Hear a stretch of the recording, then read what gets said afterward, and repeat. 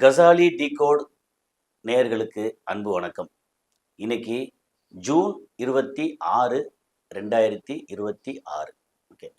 So ரொம்ப தினந்தோறும் நம்ம வந்து வெளிநாட்டு செய்திகளில் ஜியோ பாலிட்டிக்ஸில் வந்து ஈரான் சம்மந்தப்பட்டு அமெரிக்காவோட நிலைமை என்ன, அப்புறம் இது வந்து எப்படி சண்டையை நிறுத்திடவே கூடாது அப்படின்னு சொல்லி கங்கணம் கட்டிட்டு வேலை பார்க்கக்கூடிய இஸ்ரேல் அதிபர் பெஞ்சமின் நெத்தன்யாகு அவர் என்ன மாதிரி இருக்குது, அப்புறம் இதை பேஸ் பண்ணி அங்கே ஈரானில் வந்து ஆக்சுவலா அயத்துல்லா அலி கமனே வந்து அவர் இறந்து போனார்.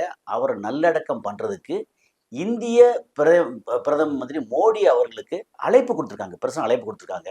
ஸோ அதுக்கு வந்து இவர் கலந்துக்குவாரா கலந்துக்க மாட்டாரா, கலந்துக்கிட்டா இஸ்ரேலோட வெறுப்புக்கு ஆளாகணும், கோபத்துக்கு ஆளாகணும், கலந்துக்கலைன்னா ஈரானோட கோபத்துக்கு ஆளாகணும். அப்போ ரெண்டு கேட்டல இந்தியா வந்து மாட்டிக்கிட்டு முழிக்குதா என்ன, இந்த மாதிரி சில வரிசையா விஷயங்கள் ஜேடி வான்ஸ் வந்து என்ன பண்ணுறாரு அப்படிங்கிற இந்த எல்லாத்தையும் வந்து டீட்டெயில் பேசுறதுக்காக வழக்கம் போல உலக செய்திகளின் சூப்பர் ஸ்டார் தோழர் சகோதரர் சுஃபியான் அவர்கள் அவர்கிட்ட வந்திருக்காரு. அவர்கிட்ட வந்து டீட்டெயில் எல்லாம் கேட்போம், அவரை வந்து வரவேற்போம். வாங்க சார். கசாலி டிகோட். வணக்கம். சொல்லுங்க சார். இப்போ கேள்வி வழக்கம் போல இப்போ 2 பேர் இருக்கோம். நீங்க ஒருத்தர் நான் வந்து பேசும்போதே எனக்கு வந்து இவ்வளோ ஆதரவு கொடுத்தீங்க, லைக் பட்டன் கிளிக் பண்ணி சப்ஸ்கிரைப் பண்ணி நண்பர்களுக்கு பகிர்ந்து ஹை பட்டன் நிறைய கிளிக் ஆதரவு கொடுத்தீங்க.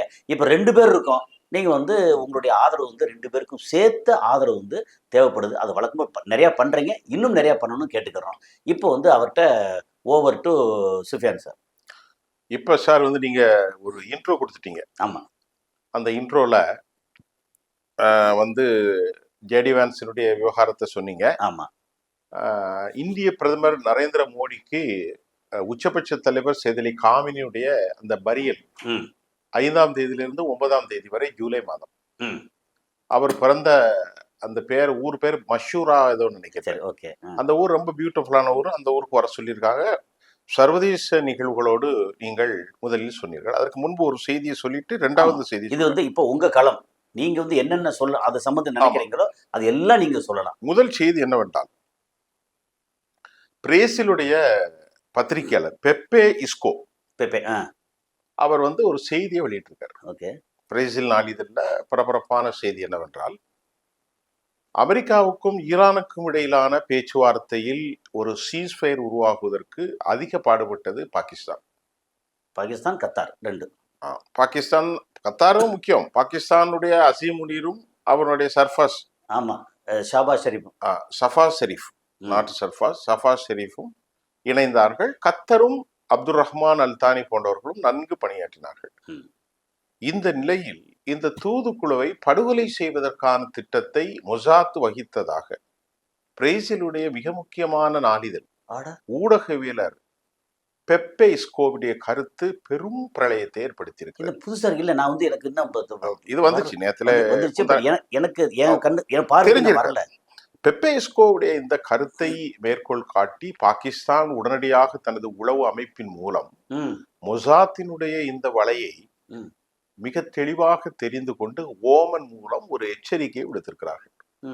என்ன எச்சரிக்கைனால், விரும்பத்தகாத நிகழ்வுகள் எதையும் நடத்த நினைத்தால் வரலாற்றில் இஸ்ரேல் என்கின்ற ஒரு தேசம் இல்லாமல் அழித்து விடுவேன் என்று பாகிஸ்தான் தரப்பில் கடும் எச்சரிக்கை விடுவித்தது.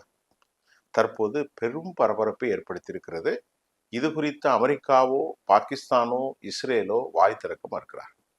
இந்த எச்சரிக்கைக்கு அப்புறம் வந்து அப்படியே எல்லாம் அமைதியாயிற்று. ஆனால் இது சாத்தியமா இல்லையா என்பதை விட இஸ்ரேலுடைய மொசாத்தும் சின்பட்டும் இஸ்ரேலுடைய அம்மான் போன்ற அமைப்புகளின் வேலையே படுகொலைகள் தான் என்பதை ஒரு நம்பகமான தளம் வெளியிட்டிருக்கிறது. இல்ல, நமக்கு தெரிஞ்சு ஈரான்ல கடந்த 4 வருஷமா எத்தனை படுகொலை பண்ணியிருக்காங்க முக்கியமா. இதுல இந்த இடத்துல வந்து ஒரு சின்ன கனெக்டிங் த டாட்டை நான் சொல்லட்டுமா? சொல்லுங்க. சொல்றதுக்கு தானே உட்கார்ந்து நம்ம அதாவது எப்படின்னா, யுஏஇ, இஸ்ரேல், அமெரிக்கா, அப்புறம் இது வந்து ஒரு கூட்டணி, அதுக்கு பின்பக்கம் வந்து இந்தியா, இப்படி. ஓகே. இந்தியாவுக்கும் பாகிஸ்தானுக்கும் ஆகாது, பாகிஸ்தானுக்கும் யுஏஇக்கும் ஆகாது, பாகிஸ்தானுக்கும் அமெரிக்காவுக்கும் ஆகும். அது வேற. இப்ப பாகிஸ்தானுக்கும் யுஏஇ இருக்கு இல்லையா, துபாய், அபுதாபி, அதுக்கு ஆகாது. அதனால $3 பில்லியன் அமெரிக்க டாலர் அமௌண்ட்டை வந்து இம்மிடியேட்டா நீங்க வந்து கையில வச்சுட்டு மறுவேளை பாருன்னு சொன்னாங்க. அது படத்தை கொடுத்துட்டான். அதுக்கு வந்து சவுதி அரேபியாவுக்கும் பாகிஸ்தானுக்கும் ரொம்ப நெருக்கம். 2 மாசம் முன்னாடி நடந்த கதை இது. ஆமா. என்னன்னா இந்த கனெக்டிங் டாட்ல வந்து அப்ப இவங்கள வந்து போட்டு தள்ளிட்டா, யார அசீப் முனியரையும் ஷாபாஸ் ஷெரீஃபையும் போட்டு தள்ளிட்டா, இந்த பேச்சுவார்த்தை வந்து தாமதப்படும். அப்புறம் அப்துல் ரஹ்மான் அல்தானியை போட்டு தள்ளிட்டா, இது மொத்தத்துக்கு இறங்கி இவ்வளவு பண்றாங்க இல்லையா, இதெல்லாம் வந்து டிலே ஆகும். அப்ப இந்த இதை வந்து யாரு போட்டு ஈரான் வந்து அடிச்சிட்டாங்க அப்படின்னு சொல்லி அவங்க பேர்ல பழி போடலாம் அப்படிங்கிறதுல இஸ்ரேல், யுஏஇ, அமெரிக்கா வந்து இதுல கொஞ்சம் ஒதுங்கி நிக்கிறாங்க. அப்போ யுஏஇக்கும் சவுதிக்கும் ஆகாது, யுஏஇக்கும் பாகிஸ்தானுக்கும் ஆகாது. இஸ்ரேல் வந்து யுஏஇ சம்பந்தப்பட்டு போட்டு தள்ளி முடிச்சாங்கன்னா இந்த மொத்தத்துக்கு வந்து எல்லாம் வேற மாதிரி ஆயிரும் அப்படிங்கிறதுல இந்த கனெக்டிங் டாட் இருக்கலாம். So that may be America இதில் எந்த அளவுக்கு இன்வால்வ் ஆகுன்னு தெரியல. ஏன்னா அமெரிக்காவுடைய நலனுக்கு தான் அந்த போரை விட்டு ஓடுறான். ஆமா, அமெரிக்கா வந்து தப்புனா இப்ப இந்த போர்ல அமெரிக்காவுக்கு விருப்பமான எந்த தகவலுக்கும் ஒன்றும் நடக்கல.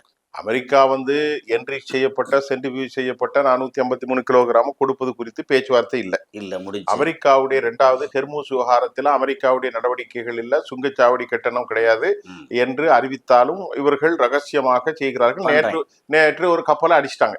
ஆமா, நேத்து என்ன எங்க மீறி போக கூடாது. அப்ப என்ன கப்பல்னா அவனுடைய வழித்தடம் வழியாகத்தான் செல்லணும். அதை வந்து இன்னைக்கு ஒரு செய்தி வந்தது, அதையும் வந்து இடையில பகிர்ந்துக்கிடுவோம்.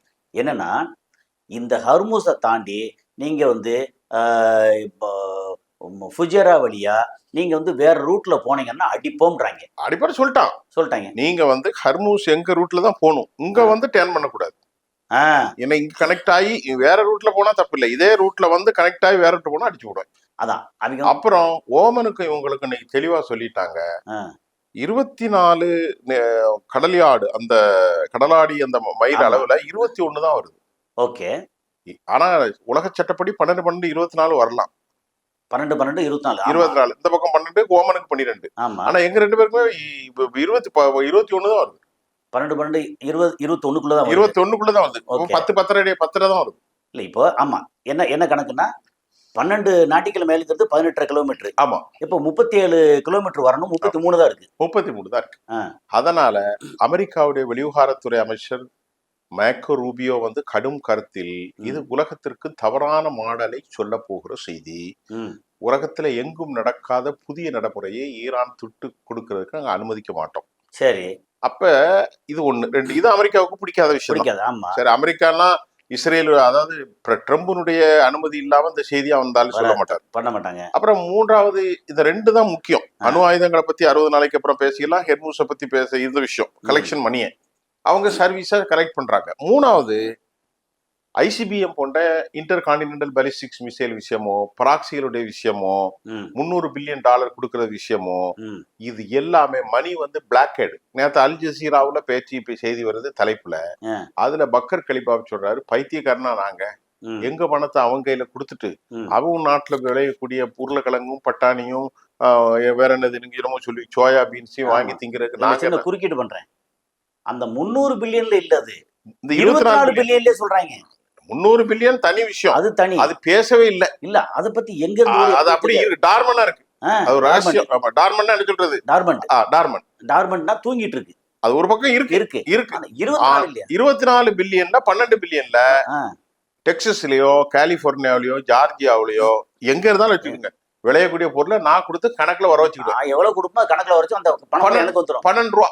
இல்ல இது என்ன வகையான ஒரு ஆனா பாக்கர் கலிபா சொல்லிட்டார், இங்க பாருங்க இந்த மாதிரி பேச்செல்லாம் எங்கிட்ட வைக்காத, எங்க பணத்தை எங்கிட்ட கொடு.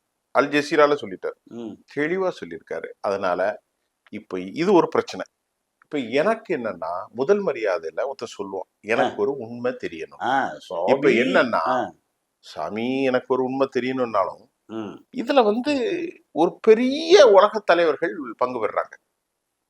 அமெரிக்கா, ஈரான், கத்தர், பாகிஸ்தான் மற்றும் உண்டான அறிவுஜீவிகள்லாம் இருக்காங்க. அப்போ இந்த அறிவிப்பு பாருங்க, ஒட்டுமொத்த உலகத்திற்கு ஒரு கன்ஃபர்முலேஷன். ஐ கான்ட் பிரெடிக்ட் எக்ஸாக்ட்லி என்னப்பா பேசுனீங்கிற கேட்கிற அளவுக்கு அவன் சொல்றான் இப்படி பேசலாங்க, இவன் சொல்றான் இப்படி பேசலாம், இப்படித்தான் வரணும், நீங்க என்ன அடிச்சுங்க, ஆனா எங்களுடைய விளைபொருளை கொடுப்போம், இவ்வளவு ரேட்டு பிக்ஸ் பண்ணுவோம், அந்த காசு பூரா எங்களுக்கு வரணும் அப்படின்னா இது என்னையா இப்ப மத்தியஸ்தம்? இல்ல நீங்க சொல்றது ஒரு விஷயம் சார். ஆ, மத்த விஷயங்களுமே இவன் ஒரு கருத்தை சொல்றான், அவன் ஒரு ஆமா. கருத்தை சொல்றான், அவன் ஒரு கருத்தை. ஏன்டா இதெல்லாம் எழுதுனீங்களா இல்லையா? இப்ப எழுதணும், பேசினா பதியணும். சார் இன்டெப்தா 18 hours they were spent. ஆமா ஆமா 18 மணி நேரம் இருந்துட்டு பேச்சுவார்த்தை முடியிற நேரத்துல ஒன்னு அடிச்சு விடுவேன், நீ அவனுக்கு பணம் கொடுத்தான்னு இல்ல, விடிய விடிய கதையை கட்டு விடிஞ்சதுக்கு அப்புறம் சித்தப்பா சொன்ன மாதிரி. சரியா? ஆ, ஆ. இப்போ மிக முக்கியமான பிரச்சனை பாகிஸ்தானுடைய தலைமை பொறுப்பில் இருக்கும் அசீம் முனரை படுகொலை செய்வதற்கு இவர்கள் போட்ட திட்டம் இப்பொழுது வெளியே வந்துவிட்டது. ஆனால் ஆ, உலகத்துல எந்த எல்லை மீறலுக்கும் யூதன் செல்வான் என்பது அது தெரிஞ்சது. சரி. இதற்கு இடையில ம், சர்வதேசத்துல ஒரு கருத்து கணிப்பில் ம். உலகத்தில் மக்களால் வெறுக்கப்படுகிற இடத்தில் -24 இடத்தில் இஸ்ரேல் மட்டும்தான் சென்றிருக்கிறது தவிர ஆப்கனுக்கும் நைஜீரியாவுக்கும் அந்த நாடுகள்லாம் இருக்கு பாருங்க, ஆமா. அந்த நாடுகள்லாம் -19 இருக்கு. ஓகே. இந்தியா -1 இருக்கு. ஓகே. அமெரிக்கா -16 இருக்கு. ஆ, சுவிஸ் 1 இருக்கு. முதல் 36 இருக்கு. Okay okay. +36 +36. அப்ப 0ல இருந்து +36 சுவிட்சர்லாந்து. ஆமா. யாருக்கு எதிரி இல்ல. ஸ்வீடன் ஒரு நாடு. ஓ, ஸ்வீடன் இல்ல, Switzerland, Sweden. Sweden okay okay. Sweden. Sweden. Sweden இருக்கு. அதுக்கப்புறம் மற்ற நாடுகள் ஜப்பான் இருக்கு. ஸ்பெயின் ஸ்பெயின் 4வது இடத்துல வந்து இருக்கு. ஸ்பெயின்லாம் இருக்கு. ஆனால் -24 இருந்து உலகமே அதுக்கு அவன் என்ன காரணம் சொல்றான்னா 21,000 பிள்ளைகளை கொன்னு 44,000 பிள்ளைகளை குத்துயிரும் கொலைமுறை ஆக்கி 1,81,000 பேரை படுகொலை செஞ்சு 2 லட்சத்திற்கு மேற்பட்ட மக்களை ஊனமுற்றவர்களை ஆக்கி 700 டன் போகக்கூடிய ட்ரக்கை 30 டன் ஆக்கி ரஃபா கேட்டை மூடி இப்போதும் கொலைகளை அரங்கேற்றி கொண்டிருக்கிற இந்த பாவிகளுக்கு உலகம் சொல்கிறது, உலகத்திலே கேவலப்பட்டவன் நீந்தான். ஆனால் வரலாற்றில் ஒரு உண்மை சொல்ல வேண்டுமா? ஃபாரோனுடைய காலத்தில் நம்முடைய கிறிஸ்தவ நண்பர்களுக்கான செய்தி, ஆபிரகாம் காலத்தில் ஆபிரகாம் எடுத்துக்கொண்ட அந்த ஃபாரோனுடைய காலத்தில் நோவாவுடைய காலத்தை தாண்டி மோசையுடைய காலத்திலிருந்து இந்த சமூகம் கேவலப்படுத்தப்பட்டும் இழிநிலவிக்கும் சிறுமைப்படுத்தப்பட்டும் கீழே போய்கிட்டு இருக்கு. ஒரு நிம்மதி இல்லை. இந்த 70 வருஷமா பாருங்க, 48ல இருந்து இப்ப அடுத்த வருஷம் எவ்வளவு வரப்போகுது? 70 வருஷம் ஆயிரும்ல. 48 28 75 77 வருஷம் ஆகுது. 77 78 வருஷம். இவ்வளவு நாளும் கேவலத்துல தானே இருக்காங்க.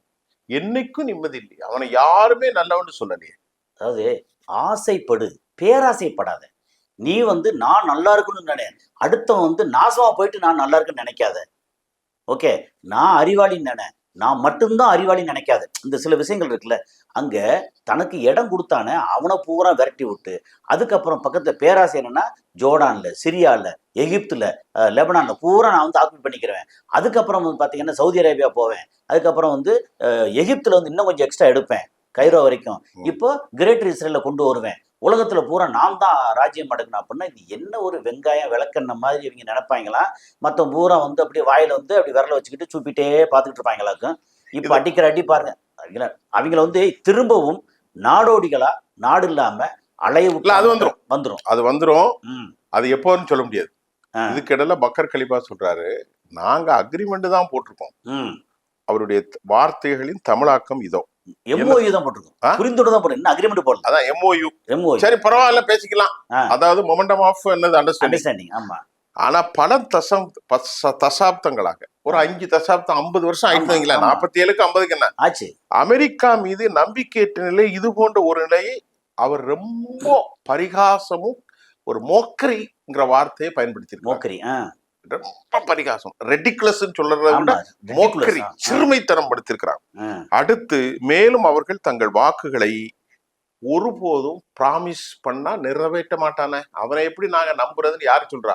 மிஸ்டர் பக்கர் கலிபா, அமெரிக்காவில். அதாவது முகமது நபி காலத்துல இருந்தே சொன்னதா, இவங்க என்ன சொன்னாலும் அக்ரிமெண்ட் போட்டா நிறைவேற்ற மாட்டாங்க, சுயநலமா இருப்பாங்க. இத இப்ப வரைக்கும் அதே மாதிரி தான் இருக்காங்க.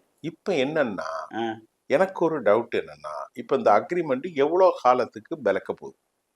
அவ்வளவுதான், முடிஞ்சு போயிடும். அவரே சொல்றாரு, வாக்கு கொடுத்தால் மீறுவான், சொன்னால் பொய் சொல்லுவான், அநியாயமாக மக்களை படுகொலை செய்வான், பலர் வீடுகளிலிருந்து இருந்து திருடுவது, கபலீகரம் செய்வது, இதுதான் அமெரிக்காவுடைய யதார்த்த நிலை. அமெரிக்கா, இஸ்ரேல், இவர்களை நான் எப்படி நம்புறதுன்னு கேட்கிறான். யாரு? பக்கர் கலிபாப் அவர்கள் கேட்கிறார்கள். ஈரான் கேட்கிறது. ஈரான் கேட்கின்ற ஈரானுடைய இப்ப வலிமை வாய்ந்த தலைவர் திரு டொனால்ட் ட்ரம்ப் அவர்களை பற்றியும் அவருடைய கூட இருக்கும் சகாக்களை பற்றியும் திரு பெஞ்சமின் நித்தானியாகுவை பற்றியும் அவர்கள் சொல்கிறார்கள் இவர்களெல்லாம் மோசடிகள், இவன் மோசக்காரன் அப்படின்னு சொல்லும் போது பரஸ்பரம் ரெண்டு பேருக்கும் இடையிலே ஒருவர் குறித்து ஒரு அவநம்பிக்கையில் இருக்கிற போது இந்த அக்ரிமெண்ட் வானத்திற்கும் பூமி பந்துக்கும் கீழே இடையில் தொங்கி கொண்டிருக்கிறது. எந்த நேரம் நூலருந்த பட்டமாக இது அறுந்து போகும் என்பதற்கு அதிக வாய்ப்புள்ளதாக நான் கசாலி டிகோடின் மூலம் நேயர்களுக்கு சொல்கிறேன். Correct. How can you deny? அதான் இது எப்படி டினை பண்ண முடியாது. அதாவது இவங்க சொன்னதெல்லாம், அதாவது உங்களுக்கு $24 பில்லியன் வந்து ரிலீஸ் பண்ணிடுறோம், ஆனா எங்கிட்ட தான் வந்து நொட்டணும் அப்படின்னா அது என்ன பண்ணுவாங்க? இல்ல அதாவது ஈரானோட காசா, ஏன் இந்த வார்த்தையை சொல்றேன்னா, இவங்க வந்து போரே நிறுத்தக்கூடாது, அடிச்சுக்கிட்டே இருக்கணும். ஆனா தள்ளி போய் நின்றுக்கிட்டு அடிச்சுக்கிட்டே இருக்கணும். அவன் வந்து சரண்டர் ஆகிற வரைக்கும். எப்படி சரண்டர் ஆவான்? அவன் தான் ஜெயிச்சுட்டானே, எப்படி சரண்டர் ஆவான்? அது வாய்ப்பே இல்லை.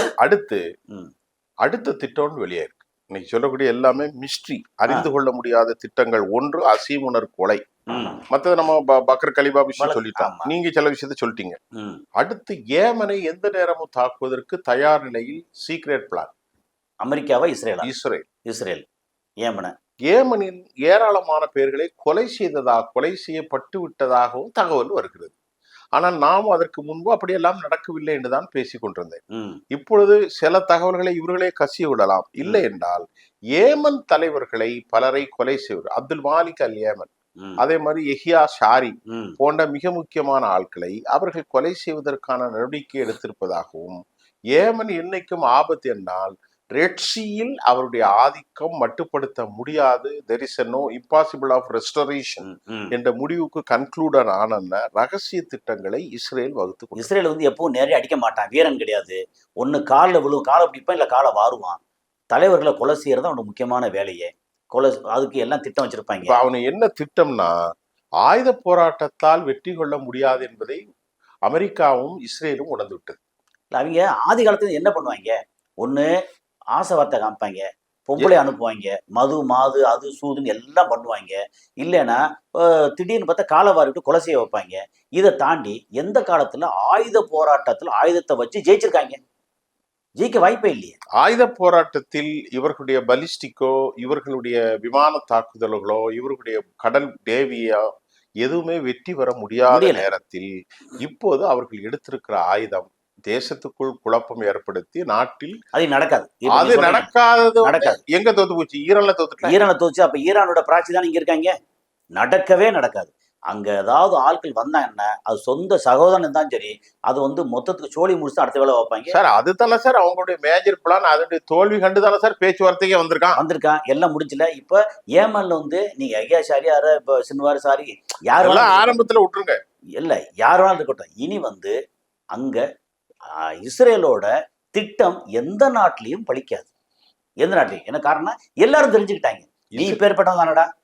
1944 நாஜிக்களுடைய போராட்டத்தில் கில்லட் என்கின்ற இயந்திரத்தை வைத்து கெமிக்கல் வெப்பன்ஸ் மூலம் ஒரு பெரும் அனர்த்தத்தை ஹிட்லர் செய்யறான். 60,000 பேர், 60 லட்சம் பேர் சொன்னாங்க. 60,000 பேர். 60 லட்சங்கிறது 10 மில்லியன். அந்த டைம் 6 மில்லியன் சொல்லிட்டான். அது 6 மில்லியன்லாம் இருக்காது, ஒரு 5 லட்சம் பேர் இருக்கும். 5 லட்சம் பேர் மொத்த மக்கள் தொகை அவ்வளவுதான். இன்னைக்கு உலகத்துல யூதர்கள் மொத்த மக்கள் தொகை 2 கோடி பிளஸ். இன்னைக்கு இத்தனை வருஷத்துக்கு அப்புறம் அன்னைக்கு எவ்வளவு இருந்திருப்பாங்க? கம்மியா தான் இருப்பான். 40ல கம்மி தான். இல்ல அன்னைக்கு 40. பாரதிதாசர் பாரதி பாடுறான், எப்ப பாடுறான்? 1940ல 30ல 1930ல 40க்குள்ள இறந்து விட்டாரு. சரி, 30ல பாடுறான். இப்ப இது நடந்தது எப்ப? என்ன அதுல இருந்து ஒரு 10 வருஷம் கழிச்சு. அவ்வளவுதான். 35 40 45 தானே. அப்ப பாரதி என்ன படிக்கிறான்? 30 கோடி. அந்த 30 கோடி எங்க தெரியுமில? இப்ப இருக்கிற இந்தியா, இப்ப இருக்கிற பாகிஸ்தான், இப்ப இருக்கிற பங்களாதேஷ் எல்லாம் சேர்த்து 30 கோடி. அப்ப யூதம் எவ்வளவு இருந்திருப்பான்? இன்னைக்கு 225 கோடி. அப்ப யூதம் எவ்வளவு இருந்திருப்பான்? அன்னைக்கு யூதம் எவ்வளவு இருந்திருப்பாங்க? உலக அளவுல என்ன சொல்றாங்க தெரியுமில? 10 லட்சம் பேர் இருந்திருப்பான். 5 லட்சம் பேர் இருந்தாங்க. நான் இதை டீட்டெயில் எடுத்துருக்கேன். கரெக்ட் தானே? எல்லாம் நீங்க சொல்றதுதான் கரெக்ட். ஏன்னா அன்னைக்கு வந்து அமெரிக்கால ரொம்ப குறைவு யூதர்கள் கிடையாது. அன்னைக்கு இந்த 2வது உலக போருக்கு அப்புறம் தான் யூதர்கள் அங்க நிறைய போனாங்க. அந்த டைம்ல வந்து ரஷ்யால இருந்தாங்க, யூரோப் கண்ட்ரில நிறைய இருந்தாங்க. இந்த பக்கம் ஆட்கள் இல்ல, ஆஸ்திரேலியா இதெல்லாம் இல்ல. அதிகமா இருந்தது யூரோப் கண்ட்ரில. அப்புறம் ரஷ்யால இருந்தாங்க, சைனால கிடையாது.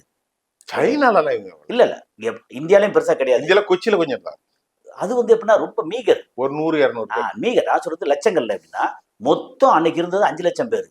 அன்னைக்கு இருந்தது 5 லட்சம் பேர்ல வந்து இதுல நான் என்ன ஹிட்லர் டேட்டால எடுத்தேன். அப்படி இருக்கும்போது அன்னைக்கு இதுல மட்டும் ஜெர்மன்ல மட்டும் இருந்த யூதர்கள் வந்து அதிகபட்சம் 2.5 லட்சம் பேர். அவ்வளவுதான். ஆனால் எந்த ஒரு நிலையிலும் யூத மக்கள் கொன்றதோ யூதர்களை அழித்ததோ மனிதநேயம் உள்ள யாரும் ஏற்றுக்கொள்ள அதை வந்து மாட்டார். ஏற்றுக்கவே முடியாது. இறையியல் தத்துவத்திற்கும் மனிதநேயத்துக்கும் எதிரானது. இன்னைக்கு நாம பேசுறது அந்த ஹொலோகாஸ்டுக்கு அப்புறம் நீங்க கேட்ட கேள்விக்கு பதில சொல்லிரும். அந்த ஹொலோகாஸ்டுக்கு அப்புறம் கூட்டு படுகொலைக்கு அப்புறம் இந்த மக்களின் மீது உலகத்தில் ஒரு பிட்டி, ஒரு பரிதாப உணர்வு ஏற்பட்டது. ஐயோ பாவம். அதன் விளைவாக இவர்களுக்கு ஜெர்மனியிலிருந்து யூரோப் நாடுகள்ல பரவி உறவி ரஷ்யாவுல பெரும் தொகை வாழ ஆரம்பிச்சாங்க.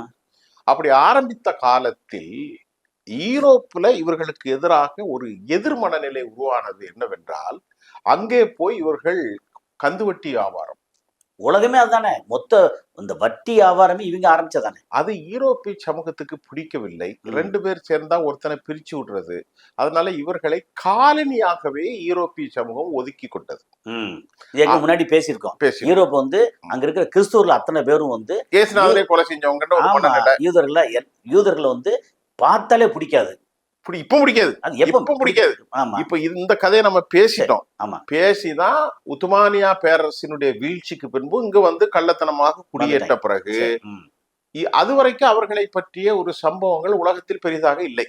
ஒரு மௌனமாக இருந்த போது இப்போது இவர்கள் அரங்கேற்றி இருக்கக்கூடிய கஸ்ஸாவின் படுகொலையும் சிரியா லெபனானின் படுகொலையும் மொத்தம் ஆசிய கண்டிலும் ஆப்பிரிக்காவிலும் அமெரிக்க மக்கள் தொகையும் ஐரோப்பா முழுவதும் யூத வெறுப்பாகவும் யூதர்களுக்கு எதிரானவர்கள் இவர்கள் இப்படித்தான் இருப்பார்கள் என்று அனைவரும் புரிந்து கொண்டார். உலகம் போற இப்ப அதிகமா தெரிஞ்ச காரணம் வந்து சோசியல் மீடியா.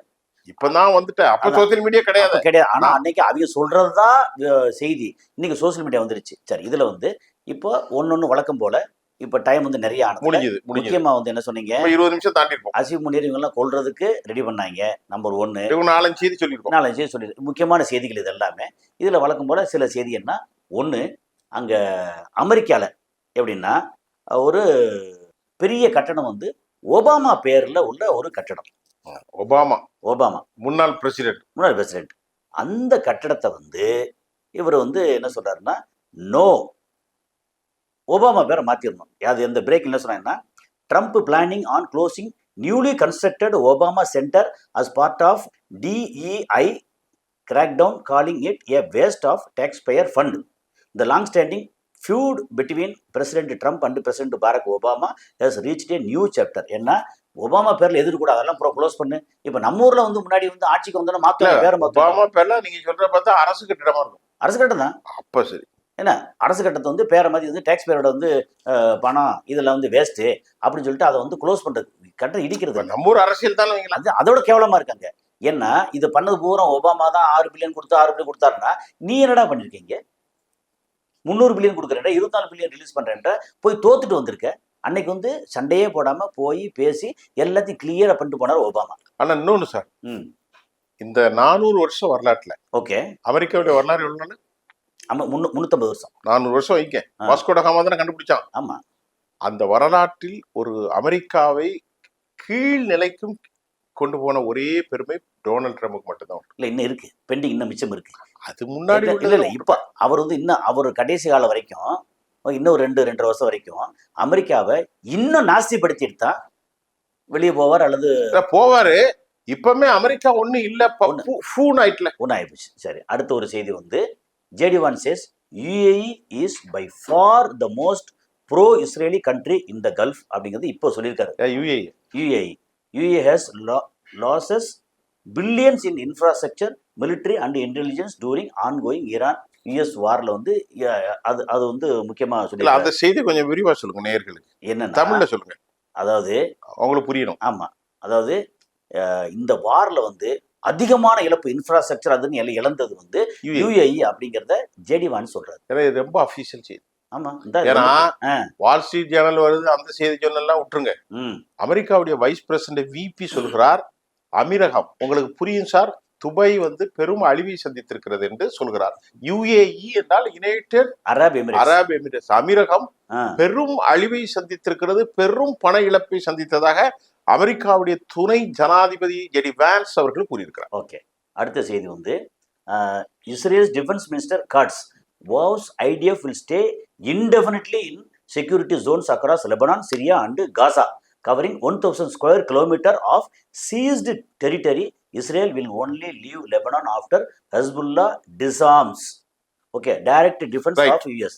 இந்த செய்தி என்ன சொல்லிரும் ஆமா தமிழ்ல, நாங்கள் எமது நாட்டிற்கு பாதுகாப்பு என்று உணர வரைக்கும், இது ஏற்கனவே வந்த செய்தி. ஆமா டிஸ்ஸாம், ஆயுதங்களை அவர்கள் மௌனிக்கும் வரை ம் பஃபர் சோனில் நாங்கள் நிலைத்திருப்போம் நிலைத்திருப்போம் நிலைத்திருப்போம். ம் இறையாண்மை கொண்ட தேசமான லெபனானிலும் இறையாண்மை கொண்ட தேசமான சிரியாவிலும் பிரச்சனைக்குரிய தாவாக்குரிய டிஸ்பியூட் பிளேஸான கஸ்ஸாவிலும் எங்கள் ராணுவம் இருக்கும் இருக்கும் இருக்கும் என்று இஸ்ரேல் அதிபர் கட்ஸ் ஹெர்ட்ஸ் சொல்கிறார். சரி, அடுத்து இன்னொன்று வந்து நான் முன்னாடி அடிக்கடி சொல்லிட்டு இருக்கேன், அங்கே பாலஸ்தீனோட இளைஞர்கள் மக்கள் எல்லாத்தையும் பிடிச்சி உள்ள வைக்கிறாங்கல்ல, அவங்களோட கிட்னி கண்ணு எல்லாத்தையும் திருடி பெரிய ஆளுகள் வித்துட்டு இருக்காங்கல்ல, அதை வந்து இப்போ அஃபீஷியல் செய்தி வந்திருக்கு. உலகத்தின் தோல் இருக்குல்ல, மனித தோல், அதிகமான தோல் எங்கன்னா Israel has the largest national skin bank which is considered the world's largest skin graft facility. However, the large supply of skin grafts, despite Israel supplying low rates organ donation, has led to serious allegations and raised questions from cities all over the world. அங்கே வந்து சின்ன இடம், ஆனால் அதிகமான மனித தோல், மனித உறுப்புகள் குறைஞ்ச விலைக்கு, ஆர்கன் ஆர்கன் ஆர்கன்ஸ் ஆர்கன்ஸ் மனித உறுப்புகள் இருக்கு இல்லையா, உறுப்புகள் மொத்தத்துல எது வேணாலும் இருக்கும், எது வேணாலும் எல்லாமே எல்லாத்தையும் அந்த இதை வாங்கி வைத்து சேல் பண்ணிட்டு இருக்கானோ, சேல் பண்ணி குறைஞ்ச ரேட்டுக்கு உலகத்துல அதிகமான அளவுக்கு சேல் பண்ணிட்டு இருக்கான். அப்ப இவன் எல்லாத்தையும் கொண்டுகிட்டு தான் உள்ள கொண்டு. ஆமா, அப்ப திரும்பி பார்த்தா ஆளு அடையாளம் தெரியாத அளவுக்கு வந்து நிறைய பேர் வந்து பணங்களை இங்க வந்து போட்டே இருக்காங்க. எங்க வெஸ்ட் பேங்க்லயும் காசாலையும் அங்க பிடிச்ச ஆளுகள் 10,000 பேர் 20,000 பேர் பிடிச்சி உள்ள வச்சிருக்காங்க வருஷ கணக்கா. அவங்கள பூரா கொண்டு எல்லாத்தையும் உறுப்பெல்லாம் எடுத்து வித்துக்கிட்டு இருக்காங்க. இது எவ்வளவு கேவலம். ஒரு விஷயம் சார், இன்னைக்கு ஒரு செய்தி சொல்லி முடிங்க. ஓகே, அடுத்தது என்ன அப்படின்னா, இப்போ ஏடன் இருக்கு இல்லையா, அதுல வந்து 5.2